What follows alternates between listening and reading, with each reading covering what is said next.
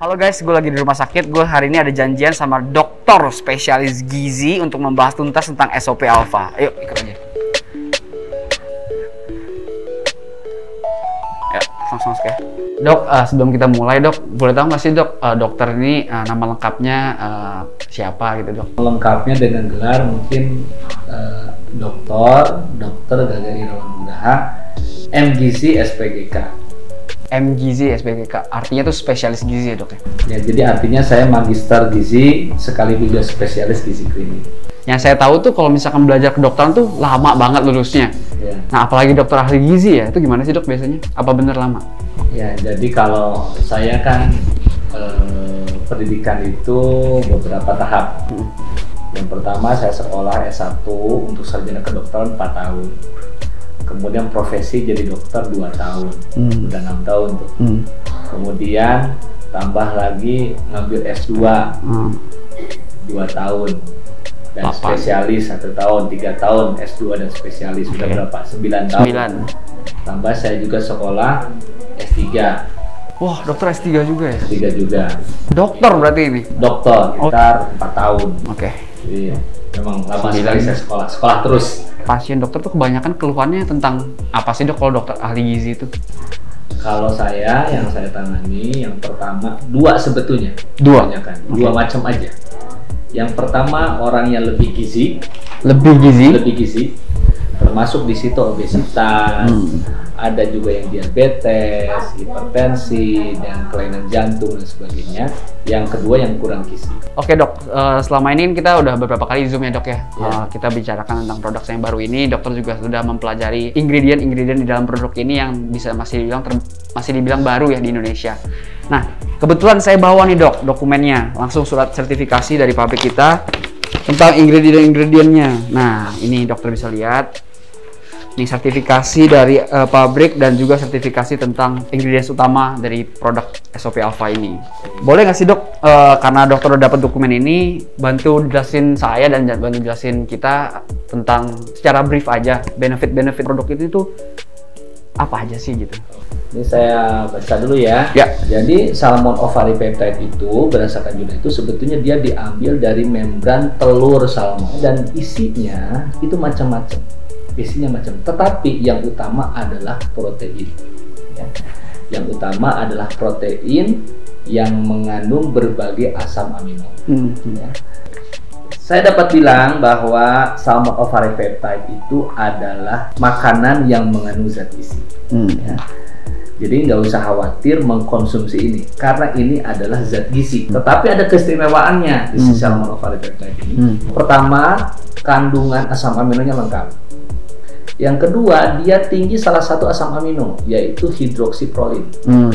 Sehingga dia lebih mudah menjadi kolagen. Nah itu apakah dia bisa membantu? Kan kalau dokter tadi kan bilang pasiennya ada banyak juga tuh, ada diabetes, ada yang pembuluh darah, penyakit jantung. Apakah memang itu bisa membantu si salmon ovary peptide ini dok? Kan gini logikanya.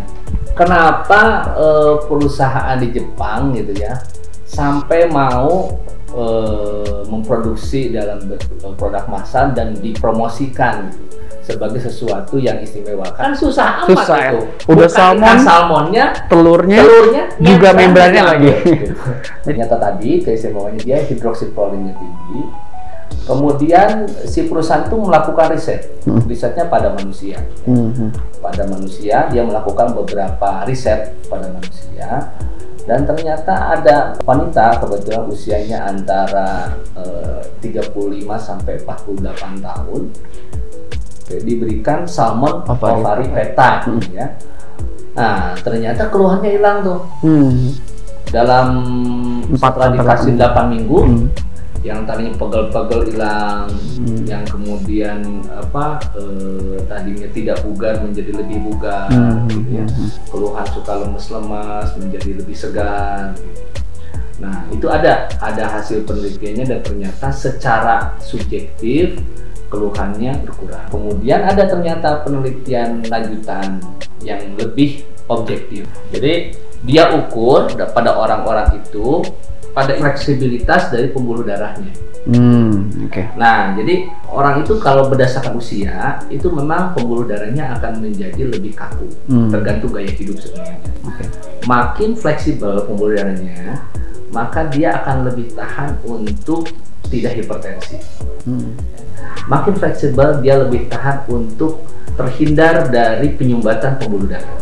Salah satu yang menyebabkan pembuluh darah itu menjadi tersumbat dan kemudian menyebabkan keluhan penyakit jantung ataupun stroke adalah karena terjadi pengerasan pembuluh darah. Pembuluh darahnya makin kaku, sehingga setelah kaku kemudian lebih mudahlah menyumbat. Sebetulnya pembuluh darah itu kalau saya umpamakan sama seperti solokan.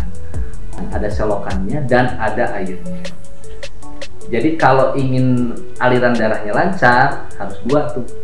Yang pertama di selokannya itu harus mulus dindingnya. Yang kedua isinya, airnya juga harus bersih. Gitu kan ya.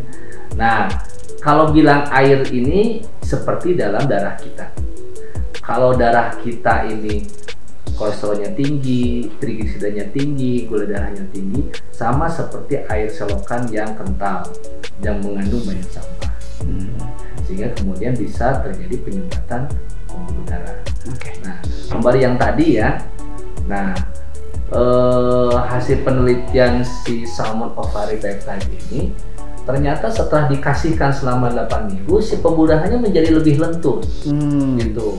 Padahal orangnya sudah mulai agak tua, dari mulai 35 tahun kan tadi sampai 48 tahun ya pada wanita. Nah, si pembuluh darahnya ternyata terbukti lebih fleksibel.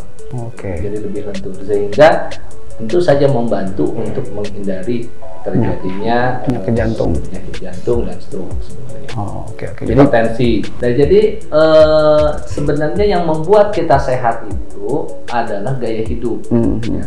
Kalau seorang makannya tidak teratur, kemudian sembarangan, yang pertama itu akan menyebabkan darah kita akan kental, seperti tadi kalau naik, sudah naik, gula darah naik. Yang kedua, kalau itu terus berlanjut, salah satu cirinya yang paling gampang berat badan naik terus. Nah, ini akan menyebabkan keadaan yang disebut dengan inflamasi kronis. Peradangan di seluruh tubuh. Nah, inflamasi kronis ini itu ngerusak pembuluh darah. Dok, saya mau tadi karena dokter kan pasti lebih mengerti nih. Jadi saya mau bahas satu-satu dulu, Dok. Tentang jantung nih, Dok. Penyakit jantung koroner. Berarti itu jantung koroner secara tidak langsung berpengaruh dari si pembuluh darah yang menyambungi jantung itu ya, Dok ya? Ya, jadi gini, setiap organ di dalam tubuh kita itu perlu pembuluh darah agar dia bisa hidup. Jadi ada pembuluh darah yang ke liver, ada yang pembuluh darah yang ke ginjal, ada yang ke otak, ada yang ke jantung. Nah, penyakit jantung koroner itu berarti masalahnya ada di pembuluh darah yang memperdarahi, yang menghidupi jantung. Namanya pembuluh pembuluh darah koroner. Atau arteri koroner ya? Arteri koronaria. Ya, jadi kalau misalkan saya jabarkan lagi, jadi berarti kalau kita gaya hidup nggak bagus, makan sembarangan segala macam, itu bisa menimbulkan cairan darah kita jadi kental, atau tadi ibarat selokan yang airnya kental, atau misalkan salurannya jadi banyak plaknya atau banyak semen yang tidak beraturan gitu ya, Dok ya. Betul. Nah, kalau sampai penyumbat dan menyumbat itu di pembuluh darah yang ke jantung, itu bisa jadi jantung koroner ya, Dok ya. Betul. Karena peredaran darahnya nyangkut di situ. Nyangkut di situ. Dan itu bisa dibuktikan di uji klinis. Tadi ada uji klinis ya, Dok, riset manusia ya, Dok ya, yang diberikan salmon ovary peptide dalam 8 minggu itu bisa lebih fleksibel pembuluh darahnya. Nah, kalau saya baca dari hasil penelitian yang dia lakukan ini, nah, pemberian salmon ovary peptide itu akan membuat pembuluh darahnya, bukan berarti melepaskan plaknya, tapi membuat dia menjadi fleksibel. Yang tadi sudah mulai kaku-kaku itu akan berkurang kekakuan. Ada ininya nggak, Dok? Ada risetnya nggak, dokter bahwa risetnya nggak? Jadi dia melakukannya dibagi 2 kelompok selama 8 minggu. Ada yang diberikan salmon ovary peptide, ada yang tidak. Jadi ternyata pulse wave aging index namanya. Jadi pulsnya lebih cepat. Ya, menjadi lebih baik. Indeksnya menjadi lebih baik ya. Jadi kalau indeks ini makin meningkat berarti makin fleksibel pembuluh darahnya. Oh. Tapi kalau dia makin turun makin kaku. Oh gitu. Oke. Ternyata menjadi lebih baik. Berarti ini udah objektif kan ya dok ya? Kalau tadi kan kita kan lemas atau capek itu kan subjektif. Kalau ini berarti objektif ya, ada datanya bahwa diberikan salmon ovary peptide, pembuluh darah menjadi lebih fleksibel atau membantu pencegahan jadi kaku. Ya, membantu. Membantu. Jadi sehingga secara tidak langsung membantu mencegah penyumbatan dalam pembuluh darah ya dok ya. Betul, membantu mencegah masalah pada pembuluh darah. Berikutnya satu lagi, tensi yang terus tinggi itu akan bermasalah di jantung. Jantung yang disebut dengan payah jantung. Payah jantung. Penyakit jantung kongestif. Jadi sebenarnya ini tuh nyambung semua ya dok. Tadi kan kita ngomong jantung, habis itu hipertensi itu sebenarnya nyambung semua dengan stroke. Kan darah itu kemana-mana, kan dia harus memperdarahi. Kalau ke otak jebol pembuluh darah kecilnya, ke ginjal jebol juga pembuluh darah kecilnya. Kalau ke jantung itu beda lagi masalahnya. Jantung itu kan pompa darah ya, dia harus begini pompa darah. Nah kalau semuanya normal, tentu nggak akan bermasalah si jantungnya. Tapi kalau dia di mana-mana dipompa seperti biasa, tapi nyumbat di mana-mana, bukan menyumbat, terpijit di mana-mana, terpencet di mana-mana. Sepertinya kalau kita nyiram di selangnya ya. Iya. Nah, lama-lama kan jantungnya juga kecapean. Ya kan? Jadi ibarat kayak kecapean, akhirnya jantungnya bengkak. Namanya jantung kongestif, penyakit jantung kongestif. Baru tahu.